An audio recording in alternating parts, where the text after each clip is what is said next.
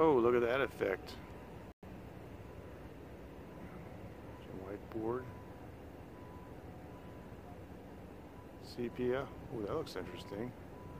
Posterized, negative, mono, blackboard, aqua. I don't know.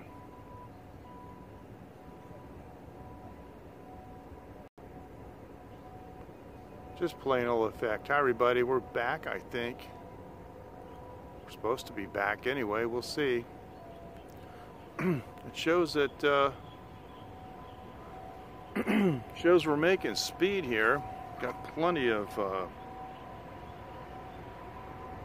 bandwidth going on. Yeah. T, how are you? I missed you. We missed you a few minutes ago. You know, this is the third broadcast that I've tried to... Okay, good. Glad you could join us. This is the third broadcast that I've tried to do tonight. So far, it's been crazy. I've been getting cut off. My signal going to restream.io apparently is the problem, but because it's also cut off my YouTube streams at the same time. Yeah.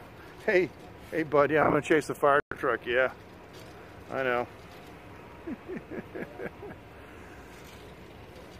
Excellent. How's the weather there? Any snow? All right, I think this is infinitely better than looking at me. Like that orange sky though. Love that orange sky. Camera hands. What do we got?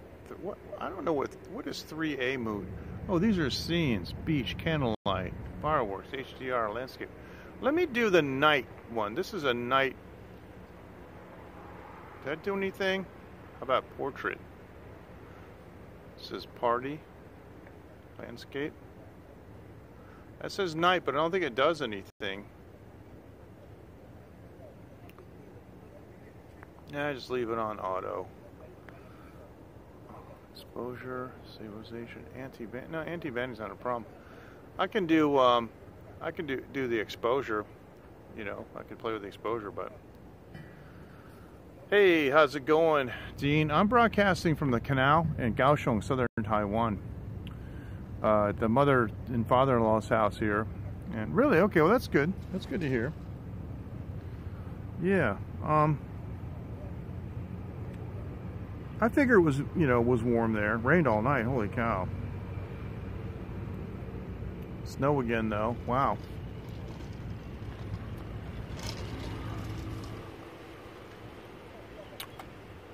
We don't have snow here. In fact, my wife's mother's been complaining about how hot it's been, you know.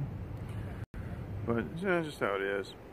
And I tell people, you know, if I check my pulse and there is one, it's good enough for me. Anyway, for those who just joined, I'm MJ Klein here. We're broadcasting simultaneously on 3 platforms: Periscope, YouTube, and on Africa TV, the Korean platform.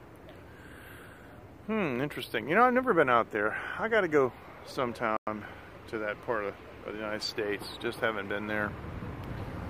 We're in southern Taiwan in Kaohsiung. It's spelled a couple of different ways in English, but it's 2 words in Chinese.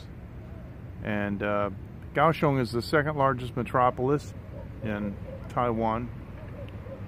And they say there's over 1 million people down here. But yeah, it's a beautiful place. I like it. This is a canal. It leads inland a little bit to one of the rivers, and over to my left is the direction the camera's facing.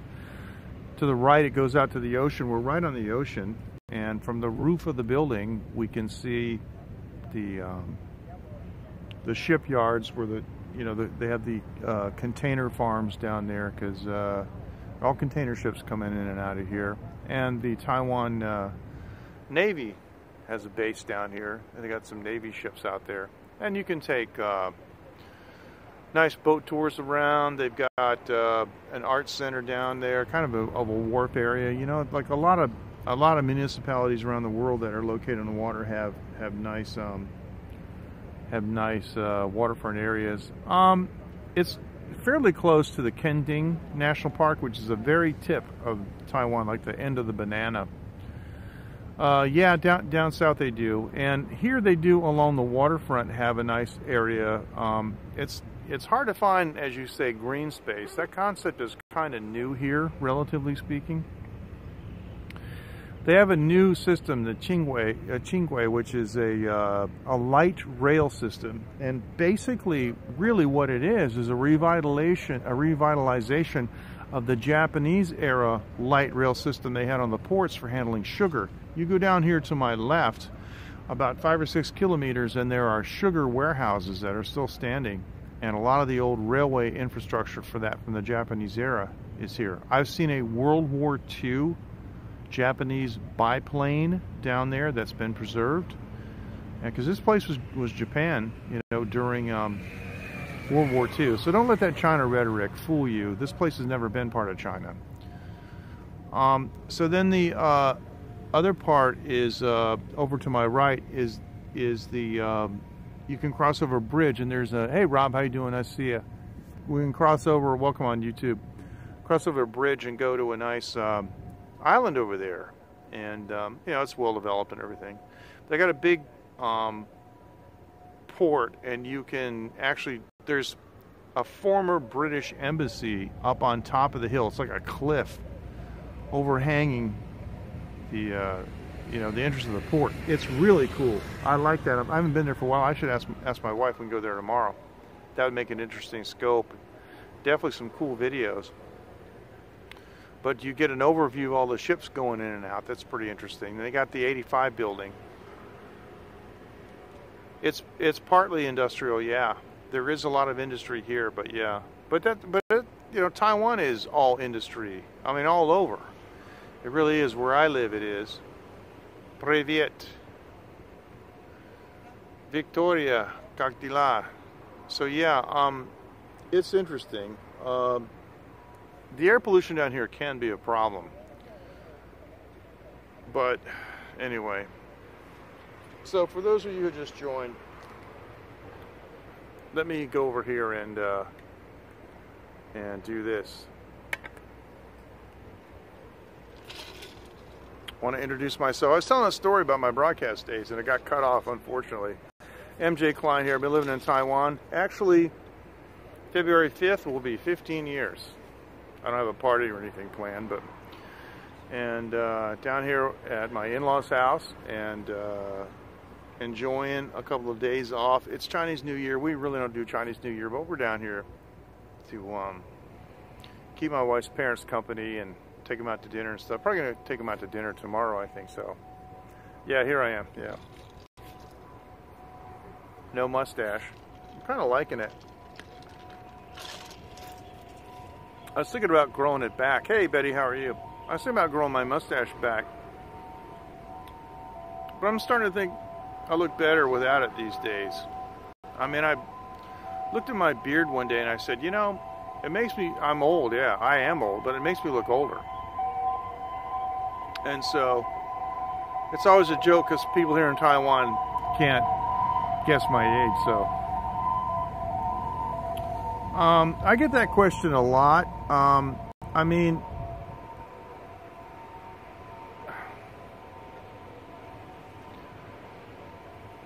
there are things that I miss, but they're not necessarily specific to America. It's just that they have those things in America, and that's where I'm from.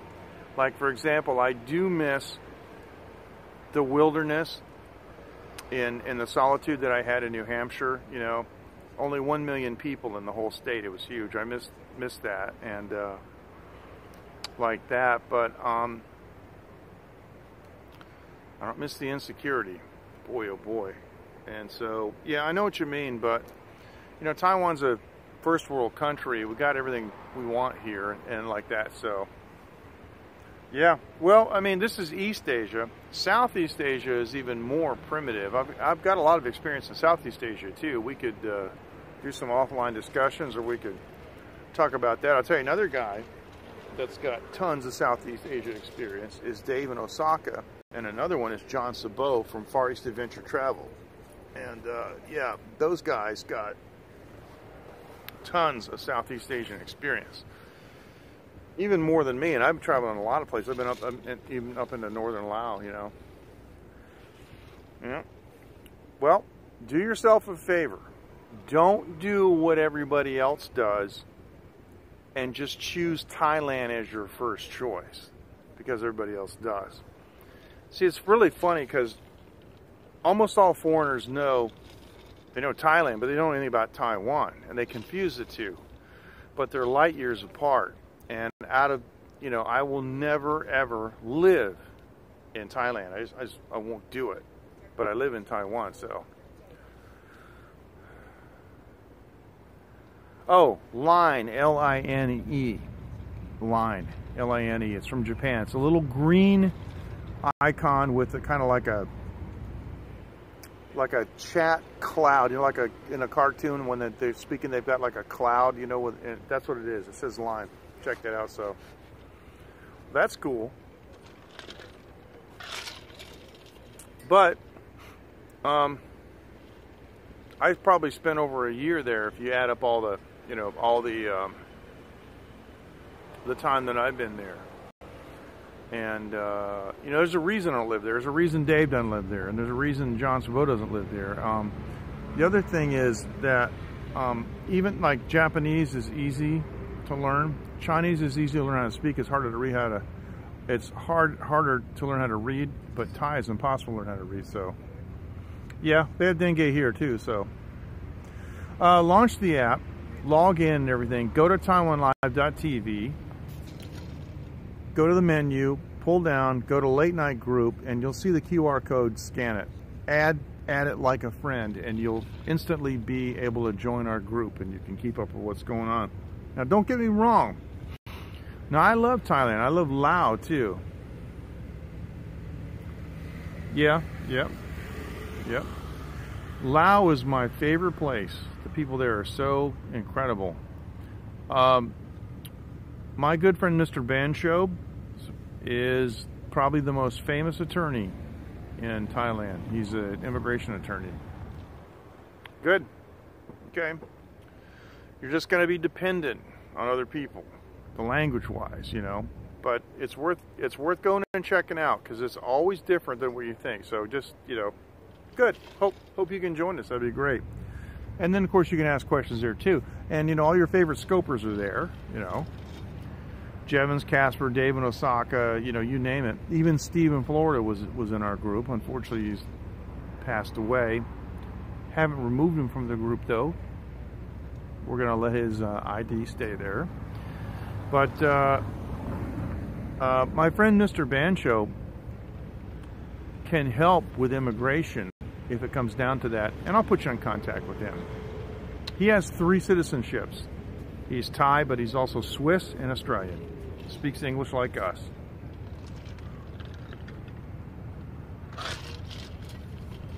And he can help. It's a really funny story because I went to Thailand to visit one time. I took a friend of mine from India, who I know in Taiwan. My pleasure. And if you look at my blog, his name is Shaman, S-A-U-M-E-N, and Shaman and I went together, and it says Shaman and Bushman do Thailand. It's a pretty interesting blog. But he'd never been there. Sure, of course. And he had a person from India who goes to Thailand has to have a sponsor.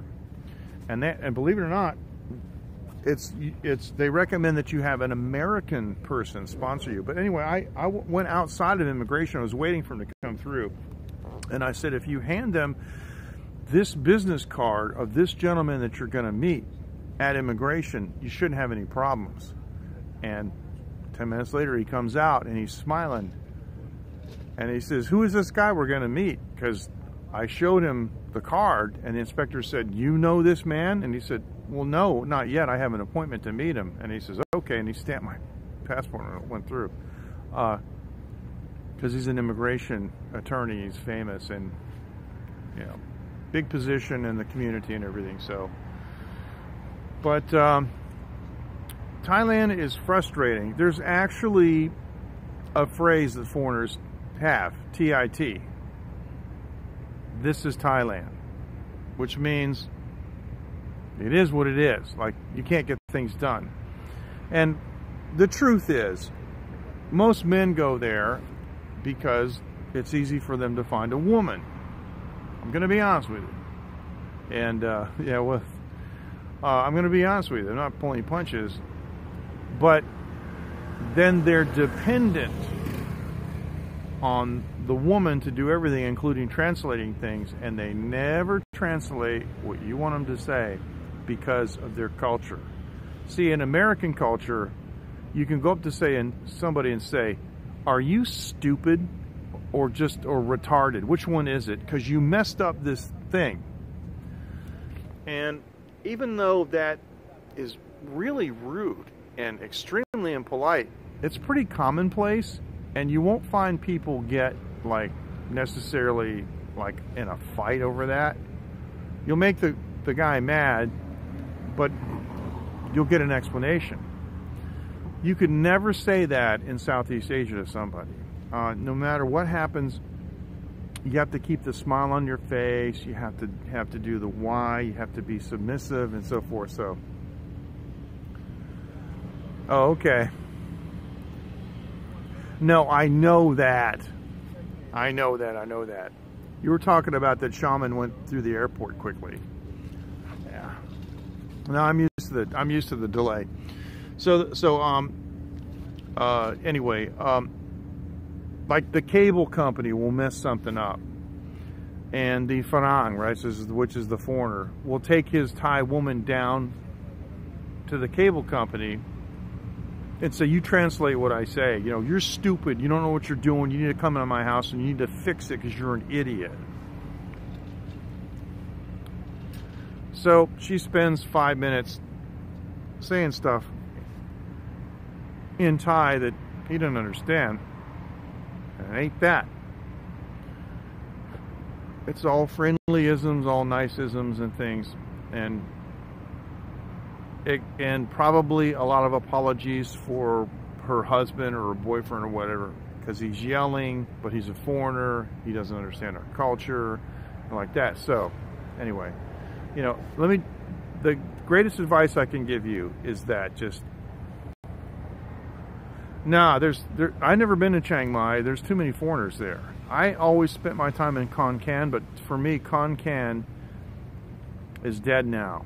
If you were to ask me anywhere that I would want to go, it's Udon Thani in the northeast, in Isan, and it's near Lao. You can go up to Lao. It's real easy. It's like, believe it or not, it's a 150 baht bus for an international bus to the border. So, yeah. And so, yeah, I agree with that. So, yeah, that's, anyway. So, the greatest advice that I could give you is to, you know, as soon as you yell, you raise your voice, you act violent or crazy. I've been to Udon Thani. You can find Udon Thani in my blog, but as soon as you do those things, the communication's over, it's done. The cooperation is done. That Udon Thani has, Udon Thani has one of the best permanent night markets next to the train station that I've ever seen in any of my travels anywhere. And Taiwan is the night market king. Let me do this. I'm going to go back on the other camera because it's better looking. It is.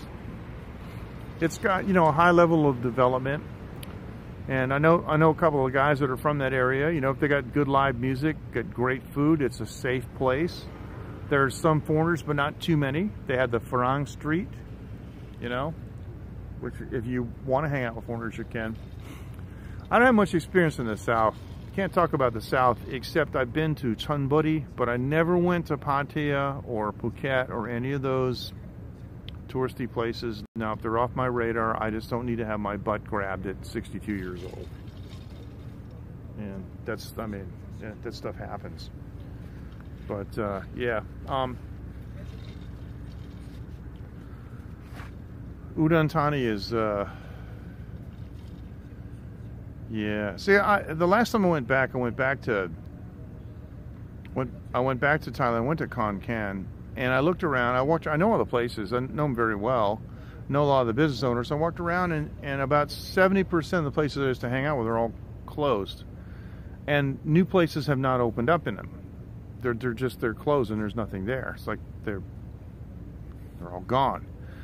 And my friend Oath, his name is Ekachai. He's a musician, and he met me in Udon and we went up there, and he showed me this amazing, market that they had. They also call it a bazaar street. This is on my blog. We went there in 2010 also, and they got a huge stage, rock bands all night, and Thai rock music is fantastic. It's nothing like what rock music morphed into in the United States, which became grunge, and then it became, I don't know what they call it, just, I don't know what, I just quit listening to it. It was, oh, there's a huge rat down there. Oh, there's several rats down here. Hey, get out of here. Several big rats. Yeah, where they got like, some whiny, nasally kid, you can't sing, and the guitars are really loud, and then it goes to an acoustic guitar for a couple seconds, and then it gets loud again, and it's like, okay, whatever.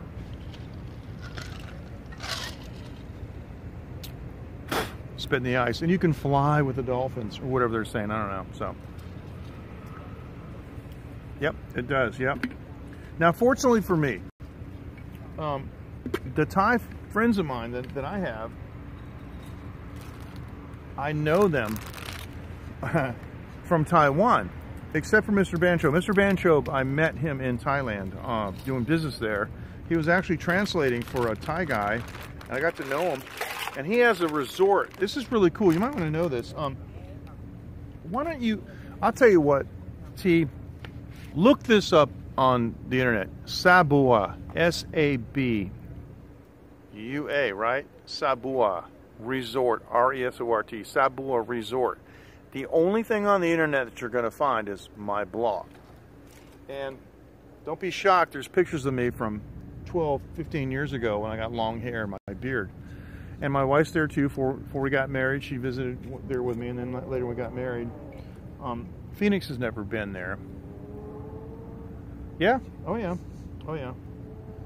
But the Sabua Resort is a really, like, it's a very, very small village, and it's an excellent little place to stay. Yeah, there you go. And they, you can, Auntie, who I call her, the lady, you'll see on my blog. She'll cook whatever you want, mu kapao, som tam, all these other beautiful, wonderful Thai dishes. Isan style, which is Northeast style, which has a little bit of Lao influence to it. And that's a place where, I used to just, I would be sitting out there with a bottle of Sang Som, Thai rum, some ice, and some soda water, and Uncle, her husband, would just come along and bring a grass mat out there and set it down for me next to the fire so I could lay down and go to sleep. And that's what I did. Just went to sleep, next to the fire. And that was a great deal of fun for me back then, in those days. And the resort is not expensive at all. It's something like, yeah, of course I come up first. Actually, years later, they didn't realize this at the time. When I was doing this stuff, Ben and his wife did not realize that I had done that on the internet. And I'm going to block that one. Because what happened was a bunch of Scandinavian guests started showing up. And he's like, "What's going on?" And how'd you find out? How did you find out about us? The guys were from Finland, and they said, "Well, we read about it on somebody's blog." And they showed him, and he realized it was me, and didn't know that. So years later, they thanked me for that. They were really appreciative about that. But it's my pleasure. So I got quite a number of, and that's my blog. You can look at it, and you can search on Thailand, you can search on Laos. We've been to the Plains of Jars in Laos. See, the cool part about it is once you get into Asia, everything's close. My thing is archaeological sites. In Khon Kaen province, there are several archaeological sites like Prasat Pue Noi. I've also been to Uban Ratchashima, And they got a newly discovered, relatively newly discovered site there. I've been to the Dinosaur National Park. Yeah, it's my pleasure.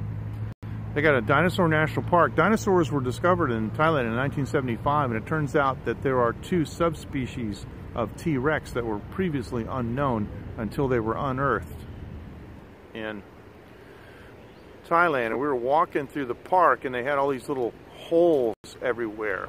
Cool. All right, good. Leave some comments too. Let me know. And it turns out, if you saw the original Jurassic Park, the first one, right, where they would blow the charges and then they would read back the, you know, the reflections like radar. That's what they did, and they had those holes there for the charges. That's what they were doing. So yeah, so far we got 4,065 viewers on. 4,065 viewers on Periscope. Yeah, there's a gentleman next to me. You hear the noise. He's putting together his fishing pole. He's going to fish. He's got his headlamp on and do some fishing. Because this is brackish water. It's saltwater, fresh water that way, and go that way to the ocean. Yeah, well, I've got a lot on Khon Kaen too. That resort is actually in Khon Kaen. It's 80 kilometers south of Khon Kaen City. Well, I appreciate that. Thank you. It's in a place called Muang Pon. Is the village? Or the village is called Sabua, but the township is Muang Pon. And they have regular buses that go from Khon Kaen City down to Pon, and they also have trains. Nice train, and I love it because it's old-fashioned train. There's no air conditioning. Got the windows open. It's great. Hang your head out the window and take a look. It was a lot of fun. You'll see that I went there in 2010. Excuse me. You'll see that I went there in 2012. The last blog that I wrote about the Sabua Resort was in 2012. You should read that. And I saw Auntie. I hadn't seen her for such a long time. I busted out crying like a little baby. It's amazing, and they always take such good care of me. And Ben's wife is a PhD educator. Yep, and you are gonna get blocked. See, the block messages don't make it to Streamlabs, but there you go. Anyway, got her. I guess I shouldn't refer to the bots in a specific gender, so. But what I was going to say is once you get into Asia, then everything's close. You see, you and your husband want to go to Hong Kong for the weekend to go shopping, do it. It's 3 hours or less. It's, 5 or 6 hours to Japan. So there's no more 24 hours just to go someplace. That's what I like about it. I mean, I travel and I've been to almost a dozen different countries here in Asia because they're right down the street. I've been to Borneo, I've been to China a bunch of times, Philippines, Japan, Laos, forget what I've been to, so yeah. Just be prepared for the fact, though, that Thai is a difficult language to operate in. There's not a big English infrastructure. You're going to have to be prepared for that. The other thing you're going to have to be prepared for is this, and you know that I don't pull punches and I don't, hold back, but there will be Thai women that will try to snag your husband away from you. You'll be in a place and a Thai woman will come right up and probably stand between you and your husband, turn her back to you and try to engage him in a conversation, thinking that she's going to be successful. So my advice is to just be forewarned about that. Grab her by the hair and jerk her back. Tell her to get out of there. Got to be firm. I remember one time I was in Bangkok. I hate Bangkok, to be honest with you.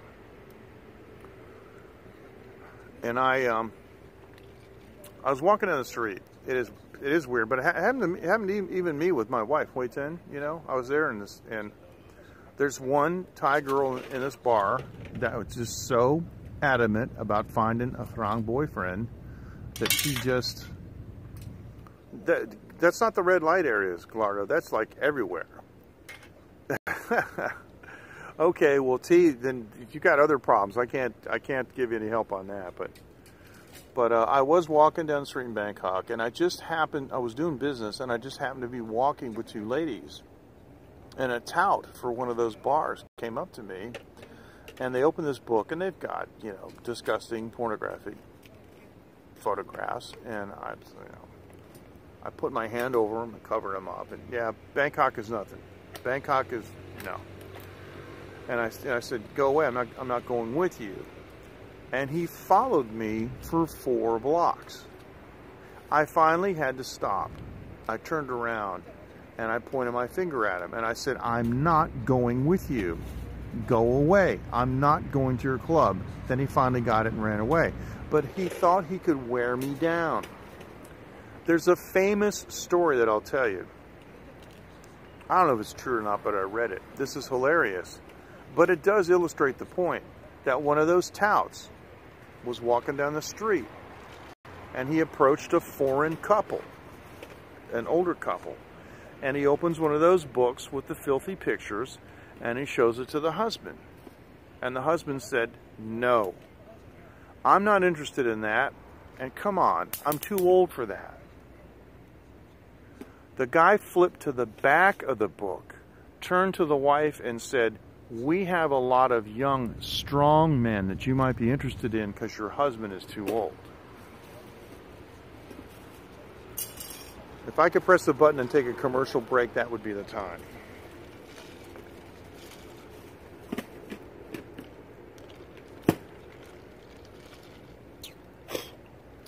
Gallardo, I'll tell you what, it's not just some.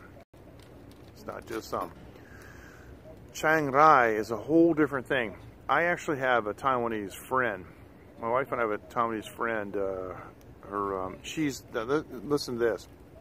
She's ethnically Chinese, born in Myanmar, escaped to Thailand, and immigrated to Taiwan. Her name is Xiaohui. That's her personal name. And she is a real estate agent in the Golden Triangle area, including Myanmar. And Chiang Rai is very close to that area. It's not like, I haven't been to those two places, but I know that they're different. Because Xiaohui has clued me into that. Yeah, I know, but that's just how it is. And so, I've got this invitation, I just haven't taken her up on it, to go visit Chiang Rai, but I've heard some really good things about that place. And she was telling me, oh really? Oh, interesting. Well, that's cool. Xiaohui was telling me that there's a Chinese community there too. So I wouldn't be, you know, like completely lost, you know, for communication with people, you know, being able to speak Chinese. So Mekong. Oh, interesting. Yeah. Well, what I like is there's a place called Loi. It's spelled L-O-E-I. It's kind of in like a little crook. If you've seen that section on the map in Thailand. Hey, Kenron, how you doing? Thai lady that I have known for a number of years lives there. She's been a friend of mine for a long time. Yeah, that's what I heard too. And Loi is really nice, and it's on the Mekong, and oh, that would be really cool. I would love to see that. That would be a very interesting experience to go check that out. But Loi is on the Mekong River too, and here comes the fisherman. And I have dined on the Mekong River in a number of places up there, particularly in Nong Khai. If you're in Udon Thani, the cool part about it is, if you're in Udon Thani, the Mekong River is about an hour and 15 minutes away. And Nong Khai is cool, and they've got, if you ever heard of the Naga fireballs, you want to look that up. Naga fireballs is a phenomenon that nobody can explain. Because the Naga is a mythological creature, of course. But yeah. So the Naga fireballs are interesting. They have kind of a festival for that. And anyway, long and short of it is, there's some really cool stuff going on in Nong Khai, and it's real cheap to go over the border into Laos. You can have a landing. Yeah, it is very close. You can get a landing visa. But here's what I always do. All those cities like Khon Kaen and Udon Thani, they have Lao embassies, and so yeah, that's really cool. Hey, Tika Rico, how are you? On 2 different occasions, I have got actual Lao visas in my passport. In my opinion, that's my favorite visa. That's like the coolest visa. I've had landing visas. You know, you go up there and you have to have the picture. It's $30 or something. It's a little cheaper to do it at the embassy, and you can just drop it off and come back later. But a couple of things about that. This is really interesting because, you know, Laos has this big cooperation with China. And, you know, with the infrastructure and power companies and all that stuff. Faint? How come you're faint? I'm doing good, but why are you faint? I'm going to block this one. Nice to have you with us. Faint or not, appreciate you joining. And so when my wife presented her Taiwan passport, the Lao authorities did something very interesting. They actually stapled additional pages in the back of her passport and put the landing visa on the additional pages so they wouldn't be part of the actual Taiwan passport, because they can't take a chance on angering China. This is a growing issue, angering China. Nobody should care if China gets angry. Another thing happened. I think it was the second time I went to Laos.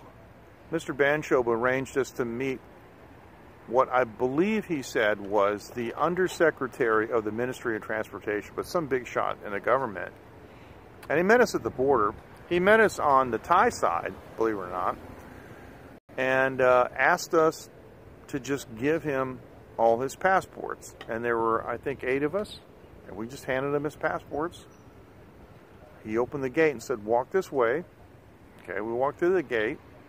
We stood there. Came out a few minutes later with all our passports and gave them to us. We never actually presented ourselves to an immigration officer. He just took them to the immigration officer and said, stamp them in. Okay. Tikatiko. Okay. Tikatiko. Okay, I'll try to remember that. Sure. Welcome to Taiwan. So we never actually saw an immigration officer, which I thought was pretty interesting. That's the strangest border crossing I've ever had. But the other thing that's very strange about Thailand is, of course, they drive on the left there. You know, T, that's a non-trivial consideration if you're going to drive. I have fortunately driven in quite a number of countries on the left. I'm used to it, but if you're not, holy cow. But they drive on the right in Laos. And at the border, it actually, once they cross over the border and they go to the immigration area, the road actually does a crisscross. And traffic on the left suddenly goes over to the right. So, yeah, it is. My name is MJ. Yeah, like the title, Late Night with MJ Klein. That's me. I've been on for quite a while. We had 2 false starts tonight. Yeah, the passport control thing, I know, I agree. We had 2 false starts tonight. And I apologize for that. It wasn't anything that I did on purpose, but we had some kind of a connection issue. But down here by the, down by the river, down here by the canal, it seems to be fine. There's some men out there you can see left of center at the end of the pier. They're out there fishing. There's another guy next to me. He's got his fishing pole out. But, yeah, you're getting blocked. It's amazing how, you know, these, the bots come and go. Unfortunately, by the time I catch them, they've burned the comment to the stream. I am in Taiwan. I'm in Kaohsiung, Taiwan, southern Taiwan. Oh, I see. Okay. Well, that's good. Cool. Yeah. 那是美国啊。不是，我开直播。啊。我开直播，世界可以，都可以看，对。Yeah, I know what you mean. Yeah. So the gentleman asked me if he's pointed to my phone and he said, "Is that America?" And I said, "No, it's a live stream." And he said, "America again." I said, "No." I said the world can view. So that's cool. Yeah, I wonder why I didn't get the notification for the other two, but that's okay. Glad you can join. All right, guys, listen. It is late here. It is actually after 1 a.m. I wasn't intending on being out that late because, you know, I had the two failed broadcasts, only lasted for a few minutes, and I relocated to another section here and spent time doing that. So always a pleasure to have you guys with us. We're going to sign off in the air and we're going to say 再见, see you later, and good night from Taiwan. But I do have some stuff later in the week. I'm going to be down here until Wednesday, so I got tomorrow and Tuesday. And I'm going to try to, oh, he's got a fish already. We're going to try to, it's a small one. I'm going to try to do something interesting tomorrow. And based on some of my past experience here in Kaohsiung, I'm going to try to go to the top of the library and show the sunset. That's a really good one. Yeah, thank you, Rob. Thanks for joining. Everybody take care. And yeah, thank you very much. It's nice. It's nice. Yeah, continue to watch those vids. And thank you, Hoodoos. Thank you, Betty. Yeah, persistence does pay out. Thanks so much. So you guys take care, and we'll see you next time. All right. And have a good afternoon, evening, morning, wherever you are in the world from Taiwan. Thank you. Say goodbye. 再见. Bye bye.